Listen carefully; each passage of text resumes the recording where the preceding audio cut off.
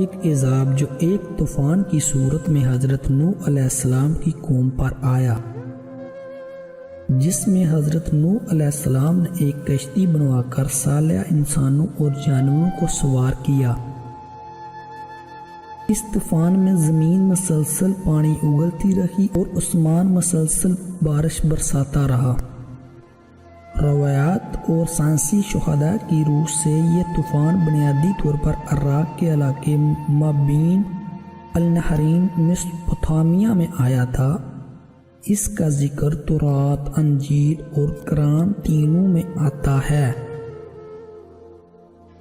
کشتی نوح علیہ السلام، جس میں حضرت نوح علیہ السلام نے اپنے خاندان سمیت طوفان سے پناہ لی تھی، مذہبی روایات اور قرآن حکیم کے مطابق جب آپ کی عمر 950 برس کی ہو گئی اور آپ کی امت نافرمانی کر کے عذاب کی مستحق ٹھہری، تو اللہ نے آپ کو اپنے ارادے سے آگاہ کیا کہ میں دنیا کو طوفان سے تباہ کرنا چاہتا ہوں، اور انہیں یہ حکم دیا کہ اپنا خاندان اور مویشیوں کو بچانے کی خاطر ایک کشتی تعمیر کر لیں۔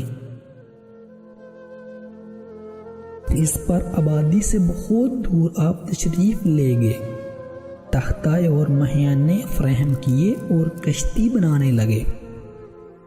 لوگوں کو پتہ چلا تو آپ کا مذاق اڑانے لگے۔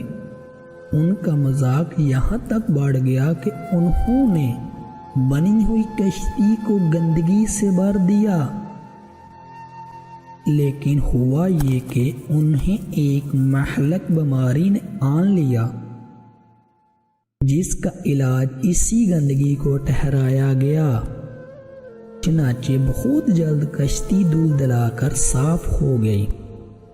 آخر ایک روز اللہ کے حکم سے التنور کے مقام سے پانی ابلنا شروع ہوا اور بہت جلد روح زمین پر پھیل گیا۔ حضرت نوح اور ان کے گھر والے اللہ کا نام لے کر کشتی میں بیٹھ گئے۔ دیکھتے ہی دیکھتے تمام قوم تباہ ہو گئی، سوائے کشتی والوں کے کہ انہوں نے نسل انسانی کا دوبارہ آغاز کرنا تھا۔ قرآن مجید میں ارشاد ہے کہ حضرت نوح کو حکم ملا، ہماری آنکھوں کے سامنے اور ہماری وحی کے مطابق کشتی بنا، اور ان کے بارے میں مجھے کچھ نہ کہو جو ظالم ہیں غرق کیے جائیں گے۔ اور وہ کشتی بنانے لگے۔ مذہبی اور تاریخی کتب میں ذکر ترمیم، بائبل میں اس کشتی کو عراق کہا گیا۔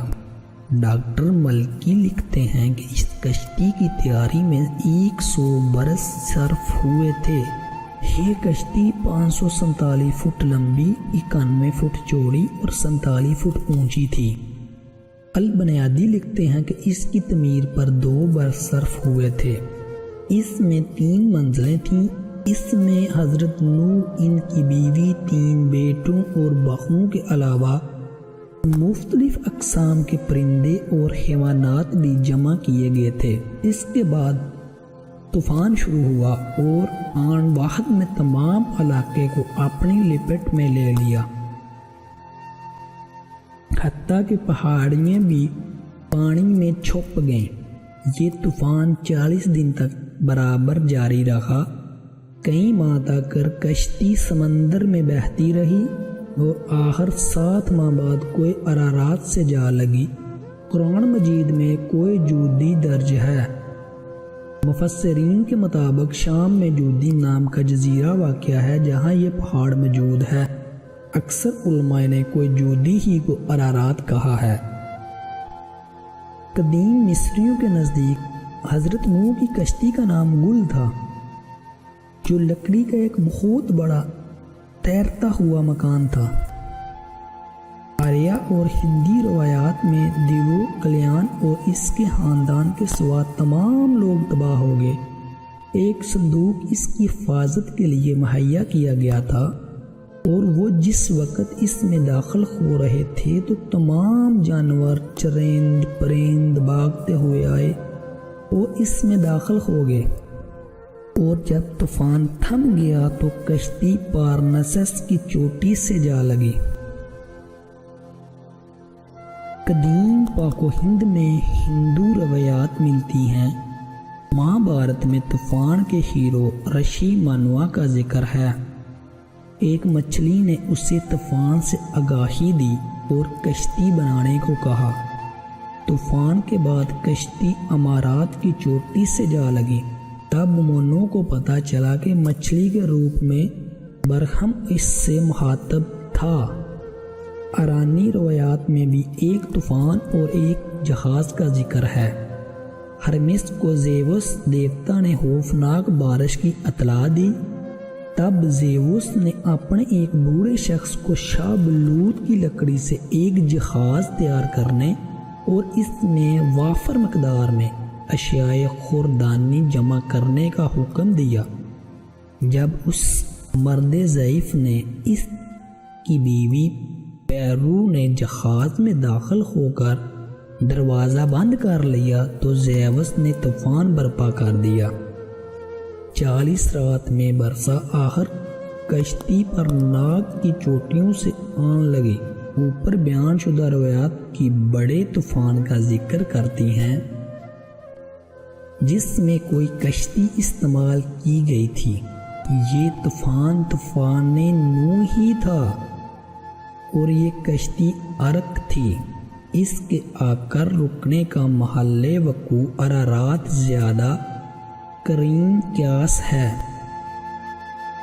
کیونکہ سلسلہ کوہ ارارات کے مشرق کی طرف واقع پہاڑوں سے صاف پتہ چلتا ہے کہ کسی وقت یہ علاقہ پانی کے نیچے ڈوبا ہوا تھا۔ مشہور مورخ ابن خلدون کے خیال کے مطابق یہ طوفان عراق کے علاقوں میں آیا تھا اور اس کا پانی صرف عقب حلوان تک پہنچا تھا۔ آج بھی لوگ کوشش کر رہے ہیں کہ کشتی سے کوئی ارارات پر چڑھ کر کشتی نوح کا پتہ چلایا جائے۔ 1829 میں جرمن کے پروفیسر پٹ نے سب سے پہلے ارارات پر چڑھ کر دیکھا تو چوٹی کو گول چبوترے کی مانند پایا جو ٹھوس داغی برف سے دبا ہوا تھا۔ ایک واباز کا کہنا ہے کہ اس سے برف کے نیچے بہت دور ایک سیاہ دبا دکھائی دیا ہے اور شاید اس میں عرق ہے۔